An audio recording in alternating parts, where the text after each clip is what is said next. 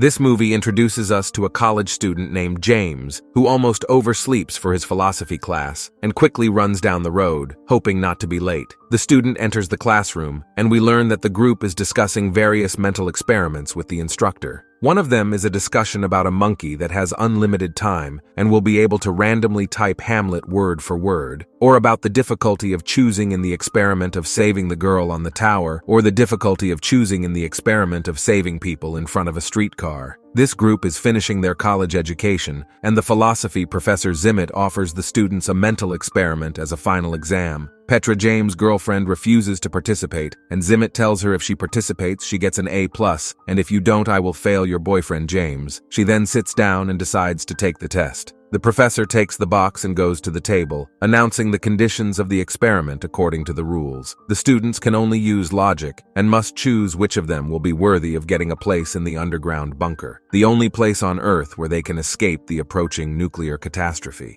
This bunker is designed for 10 people, but there are only 21 people in the experiment, 20 students and 1 teacher. So if you can solve the problem with a place to sleep and food, you can't do anything about the oxygen because the equipment is designed for 10 people. Looking at the mushrooms from the explosions, the group must decide who is worthy to live and who must die. Also, according to the terms of the experiment, each student has unique skills and no less unique problems. Our students take turns pulling leaves with professions written on them out of the box. While the professions are being handed out, the professor coughs several times and covers the box, and so the first mental experiment takes our students to practice Bannon. Each student names the profession he or she has obtained. At this point, the instructor eliminates from the group a poet who has no place in a dying world. Eventually, through voting, they select a farmer, a civil engineer, an electrician, a doctor, a senator, a soldier, a psychotherapist, a carpenter, and a chemist. The professor says he will reveal his specialty later. The students choose Mr. Zimmett for the last remaining spot in the bunker,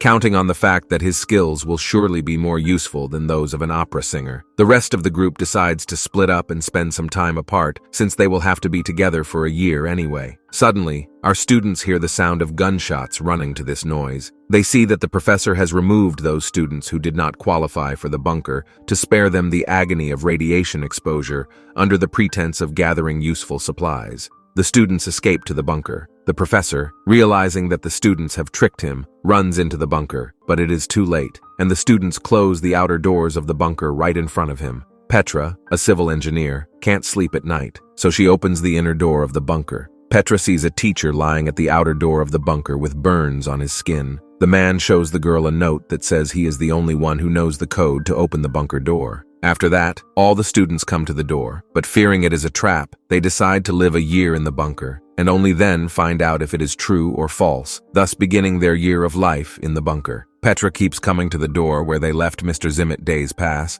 The students go about their daily business, but with each day that passes, they get closer and closer to the moment when they find out if they have made a mistake that will cost them their lives a year later. The students try to get out of the bunker, but they realize that Mr. Zimmett told them the truth, because in order to get out of the bunker, you have to enter the code of the door. The students try to break down the door and use guns, crowbars, and even try to dig the door open, but it all proves futile. Soon the bunker runs out of food, and the students had to eat the dead electrician. Later, some of the students shoot themselves, fearing an agonizing and starving death. Eventually, the bunker runs out of oxygen, and the whole group dies. This is how the first experiment ends. While discussing the results of this experiment, Mr. Zimmett reveals the secret of his profession, and we learn that he was the creator of the bunker, and it was he who installed the code on the bunker door. The instructor suggests that the students correct their mistakes and conduct the experiment again. The action of the new experiment takes place near Mount Brahma. However, now the task is more complicated because the selection is based not only on the students' skills, but also on their personal qualities and data.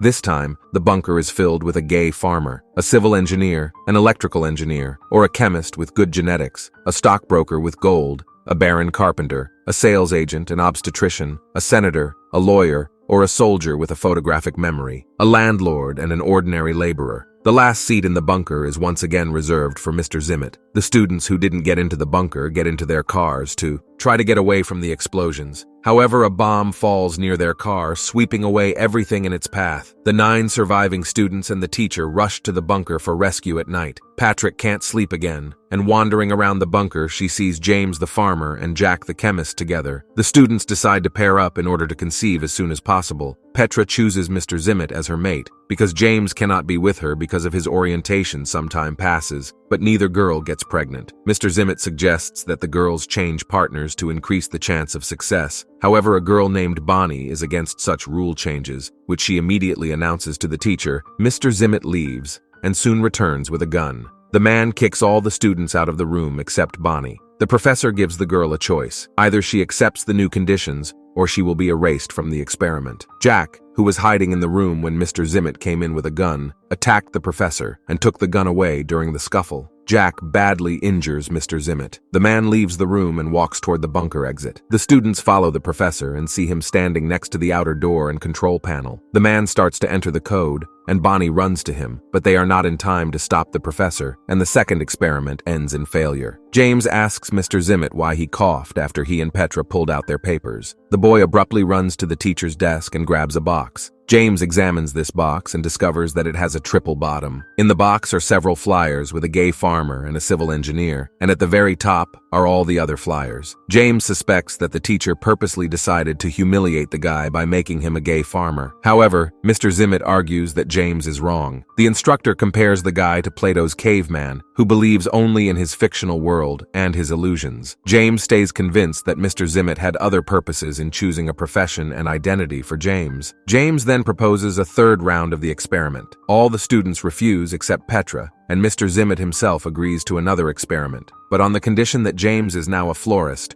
The terms of the experiment place the group on a deserted island. Mr. Zimmett, under the pretext of checking the bunker, hides the machine gun and takes a pistol with him. While the teacher is sitting by the shore, Petra comes up to him and asks him to allow her to conduct an experiment on her rules. This time, the girl herself will choose those who will get into the bunker. Petra chooses those who, last time, it was decided to erase. Mr. Zimmett does not accept the students chosen by Petra and forces them away from the bunker, but seeing that they do not listen to him, the teacher reaches for his gun, but does not find the weapon. It turns out that Petra took the gun, and when Mr. Zimmett did not see it, the girl gives the teacher the gun and 2 bullets. James, who had earlier traced where the teacher hid the machine gun, now threatens Mr. Zimmett and forces him to leave. However, Mr. Zimmett says that the students will not open the bunker without a code known only to him. Suddenly, Bonnie voices the code of the bunker to everyone as she was standing closest to the teacher when he opened the door last time, and she saw the combination of numbers having a photographic memory. The girl easily memorized the code. The last free place in the bunker remains, and Petra asks Bonnie to take it, but the girl refuses. Then Petra chooses Chips the carpenter, but the guy outsmarts Petra and pushes the girl into the bunker. Closing the doors from the outside, Chips takes the remaining students with him and takes them by boat to another island where they can survive. Petra, James, and the other students live in the bunker for a year. They spend their time playing poker, listening to poetry, and acting out theater pieces. Soon, the year in the bunker comes to an end, and Petra opens the bunker doors. All the students see that the nuclear war has not reached this island. Our students continue to live perfectly well on the island, contrary to the teacher assertion that without a carpenter, a midwife, a senator, and others, they cannot build civilization and will not survive as they are about to die. A bomb appears on the island. James is ready to activate it, but Mr. Zimmett appears and stops him with a warning shot. It turns out that the man has been living in the rocks all this year and has completely lost track of time until he hears the voices of the students. Zimmett intends to shoot James, but the students rise to their friend's defense. Eventually, James presses the activation button on the bomb, and the lesson ends. Chips talks about his experiment within an experiment. So after sacrificing himself, the guy takes the group to another island. All the men in his group die by accident. Since Chips is young, he can't be infertile. The guy applies his skills as a carpenter and builds his own little paradise where he now has a girl for every day of the week except Sunday, because on that day he will rest. Everyone laughs. The students hand in their textbooks and leave, but Petra remains in the classroom. The girl closes the office door and goes out onto the balcony. Petra is dissatisfied with Mr. Zimmett, whom she calls by his first name.